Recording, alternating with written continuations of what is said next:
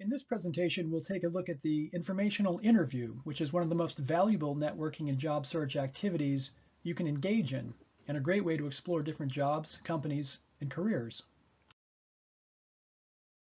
An informational interview is a chance for you to speak with a person working in a field or at a company of interest, to ask questions, and to find out what qualifications are needed to earn such a position. In short, an informational interview is a great way to get a look behind the curtain in a low-pressure, low-stakes kind of way. Informational interviews have several benefits. They're a great way to practice your interviewing skills, this time from the other side of the desk. You're responsible for asking questions and directing the conversation, all again in a relatively stress-free way. Informational interviews can also provide you with insider information about a company or a job. Because they're not a real interview, interviewees may be willing to speak more openly about his or her role and offer you career advice or tips for strengthening your credentials. Last, informational interviews are a great way to develop relationships with professionals and grow your network, and potentially even find a mentor. Think about an informational interview as being comprised of these 6 steps. We'll take a closer look at each one over the next 6 slides.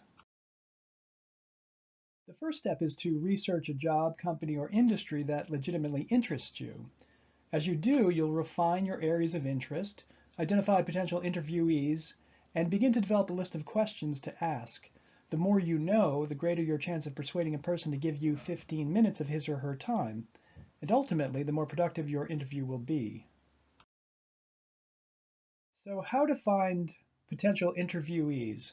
First, reach out to the people in your network. See if they can refer you to a contact in your target industry, company, or job. Don't limit yourself. Be willing to move beyond your first-degree connections and expand your network. Also, use LinkedIn's search tool to connect with Eisenberg alums and other professionals.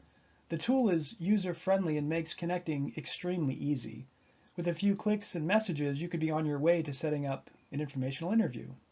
And don't forget about the local market. Emailing, texting, calling, or simply hitting the bricks can be an effective way of identifying an interviewee and growing your network as well. Step 3. As you prepare for the interview, revisit your elevator pitch. It's a good way to introduce yourself and provide useful background information. Also, develop a list of questions to guide the conversation.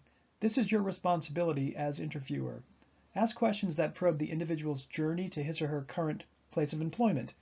Try to get an insider's view of the workplace, its culture, advantages, challenges, and maybe what's most attractive about it. And be sure to ask for advice. For example, what would your interviewee recommend as a way of helping you break into the field? Next, reach out to the individual through LinkedIn, email, or by phone. We recommend skipping texting for now, unless you've been directed to do so by an intermediary.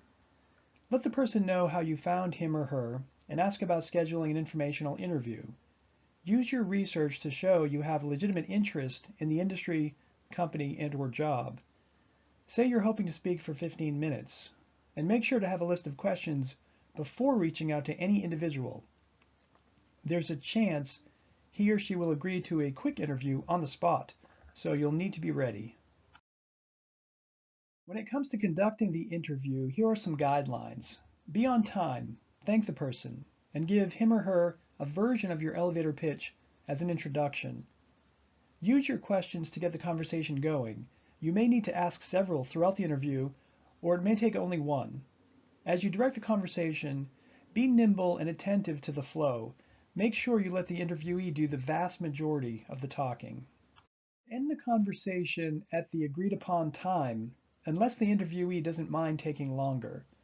Before you conclude, ask if you'd be able to contact the interviewee in the future with additional questions, and see if he or she is willing to refer you to others who could provide additional information.